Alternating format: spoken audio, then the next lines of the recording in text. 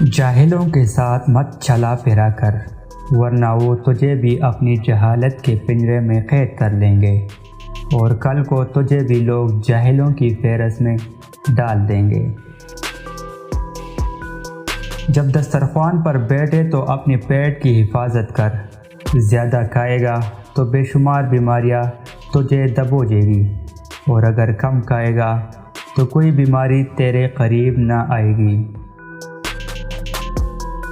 سچی محبت ایک نایاب چیز ہے جو ہر کسی کے نصیب میں نہیں آتی، لیکن سچی دوستی محبت سے زیادہ عظیم ہے۔